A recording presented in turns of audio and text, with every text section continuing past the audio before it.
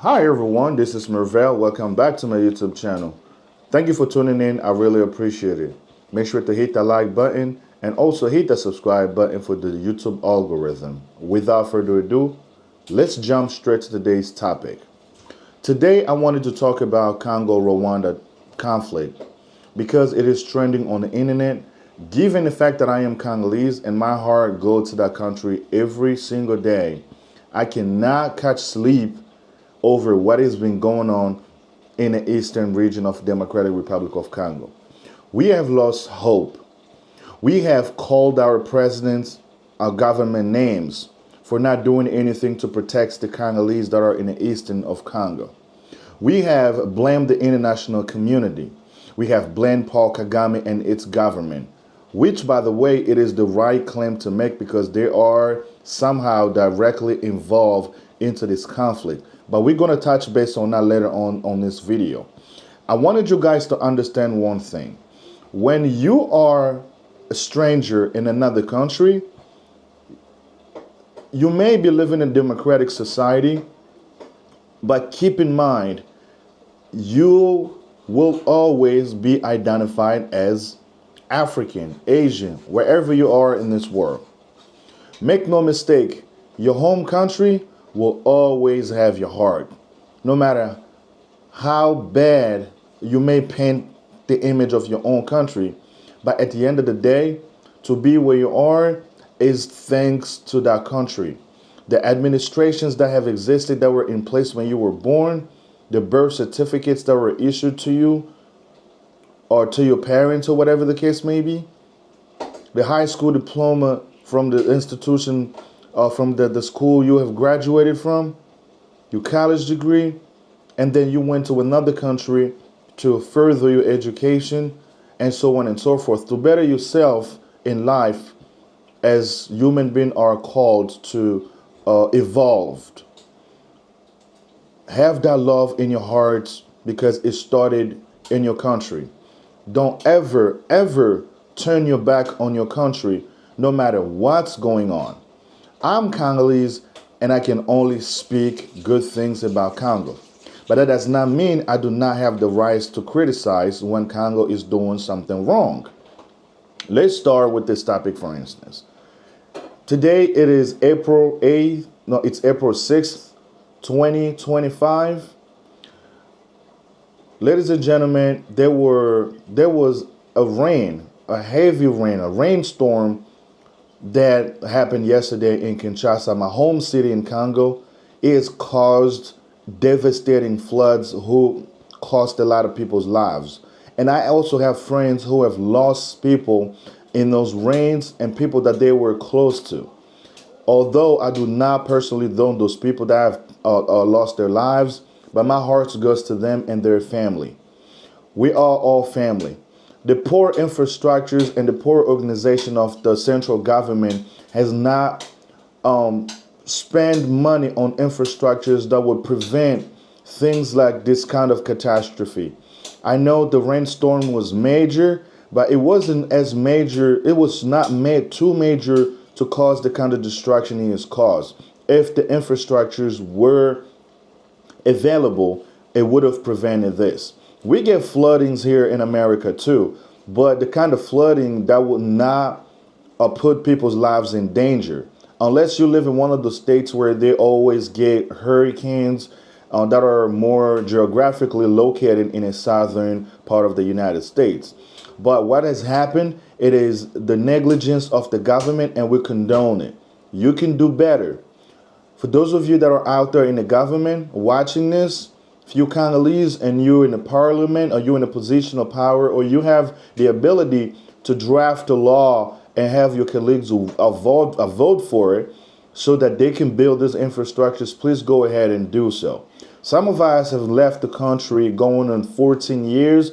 Our hearts are still back home. We still want to do better. We still want to move back, invest, and continue to do things. Me personally, in case you didn't know and watching me for the first time, I farm in Congo. I own a land worth of 25 acres altogether, and I do own a pig barn where I am doing animal raising. I got employees that I put on payroll. They have a salary, and I take care of them.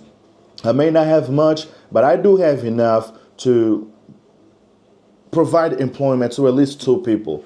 The expansion is coming soon, so if you like to see more of that, stay tuned and I talk about it on my channel. And feel free to check out my Farming in Congo playlist that I will also link in in the description of this video. So, you guys, there you have it. We are not happy as much as you guys are. Congo's conflict with Rwanda have caused millions upon millions of deaths that the international community chose not to talk about. Since the end of World War II, there have not been a conflicts that have caused millions of deaths like the ones that's happening in the eastern region of Congo. They'll paint a picture stating that the M23, which is a rebel group that have been notoriously committing atrocious acts, exactions, like even talking about this is actually making me emotional. I don't want to get into the details of things that they have done to our brothers and sisters in those regions. And for those of you watching from Kivu, from the affected region of Congo, understand that you have a brother who lives overseas, who always think about you, who always put you in his prayers. And that person is right in front of your screen that you're looking at right now. I will never let my brothers and sisters go. I do not have anything in my power that I can do to stop what has been going on there. However, I could use my voice to bring attention to the world, to the people of Congo. Ladies and gentlemen, for those of you that are not from Congo or not from Africa, but are interested in the matters happening in Africa and may have not studied history to understand why Congo is always constantly blaming Rwanda and its government for things that they are doing in the eastern of Congo. It is simple for the simple facts that these rebels of 2023, alongside that's actually an extension of the Rwandan army in the Congo. They have been UN reports documenting presence of Rwanda military in the Congo. They have fought, they have caused destructions, caused death, and confiscated mining sites, illegally exploit our resources, smuggle it through the borders of Congo, and then ship it from there to other countries. We've seen countries signing contracts with Rwanda for mineral resources that they do not possess. All the resources that Rwanda have produced, they have come from Congo. And those regions are still unstable as we speak because of all of this army, all of these rebel groups picking up arms to go against. They're not even fighting against the government of Kinshasa.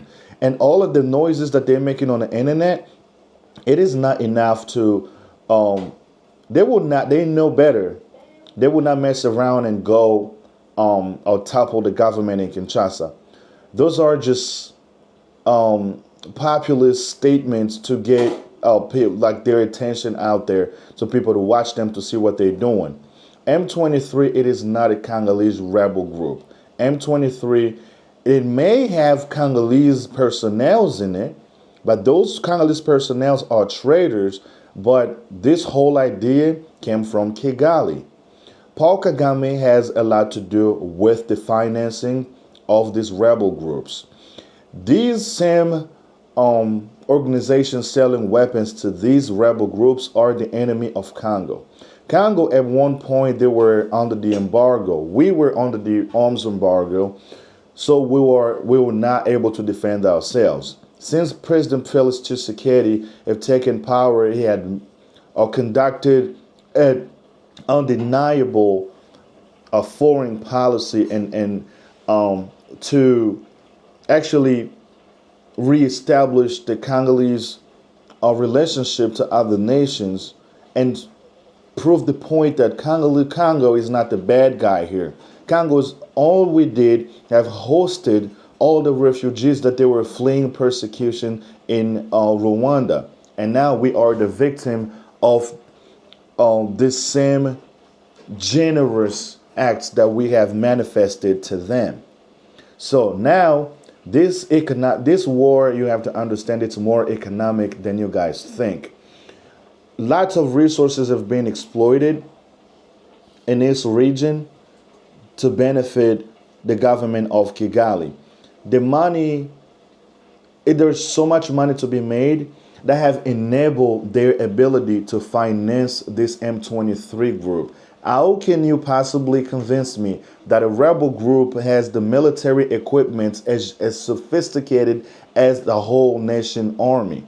It is because they have connections with enemies of Congo who sell arms to them. The same countries that are big arm dealers, they are for conflicts. They fuel conflicts like this, so they sell weapons. And the more people die in this war, the more money they make. Ladies and gentlemen, these people will always and always, we've never seen them attack territories that do not possess natural resources. And you also have to ask yourself questions. Why are they only attacking regions that have so much resources in them soils? It's because that's what they want. They cannot afford to let it go because there's so much money to be made. Now with President Tshisekedi is like, listen, you guys want our resources, fine. But you will have to come through the Congolese government with signed deals, and you guys can freely exploit, export, import, whatever the hell you want to do. Don't do it through Rwanda. They do not possess these resources. They've actually sponsored rebel groups in the region to cause desolations, to cause destruction. And these acts have been bolstered by other foreign nations who have fed into their genocide narrative that they're trying to prevent genocide from occurring again, because the people who have perpetrated genocide that have fled in Congo, they are trying to regroup and attack the government of Kigali. Now this narrative has been in a lot of people's ears for over 3 decades now. So how long this is going to last? And those very same people that they claim to regroup and come back to take power in Kigali, those folks are over 80 years old. They do not even have the strength to walk to the bathroom themselves, relieve themselves, or do whatever, or go to the grocery stores by themselves without somebody holding their hands. These people are old as hell. And it's not that many of them left. It's probably 2 or 3 we're talking about. And none of them live in Congo. They all went in exile in Belgium and France. You can look it up yourself. Ladies and gentlemen, understand one thing. Congo, or Africa in general, will benefit a lot from the stability and peace in the region. Paul Kagame, with their Tutsi goons, they have this ideology of Tutsi power. They want to establish this exceptional Tutsi wealth and dominance across the region as an ethnicity, because racism or colorism and even ethnicities have been used against against us Africans by colonialists to divide us, and they have successfully done it. Now look where we are. If you go to Europe and start a war with one European country, the entire European Union, they would intervene. But we have African Union. But one country is attacked, but the entire organization keeps their mouth shut, because they're all on the same payroll of the same people who want these things to never end. I am glad that this current U.S. government is open to conversations and things have been revealed, and now people are slowly but surely learning the truth. That's why you're seeing actions being taken against the government of Kigali. People are now questioning them more, and a lot of people are discontinuing contracts that they had in place with Rwanda, waiting for answers and until further notice. So, guys, Congo and Rwanda are neighbors. We will always be neighbors, but understand that if you don't have the right neighbors, you will never live at peace. As long as the government of Kigali is still running that country, we will never have good relationships. Congolese people and Rwandan people, they have become indirect enemy for those that don't have a good mindset. For those that are weak in their minds, they think an ordinary Rwandan person has something to do with what's happening in the East. No, we have to learn how to separate the both. Guys, I have so many things to say about this Congo-Rwanda conflicts, but I'm going to be talking about it as the story evolved on the news. Thank you so much for watching, and please come back to watch the next video that I have for you on this topic. I do not have any documentation in front of me that I'm reading off. I'm just talking off the top of my head out of patriotism as a Congolese and out of the little bit that I know about this conflict. I do not need to read a book. I do have books that I've been reading about this conflict, but I do not need to read a book to prove that I'm patriotic, to show that I have love for my country, which is the Democratic Republic of Congo. Thank you guys so much for watching, and I'll see you in the next video. Peace.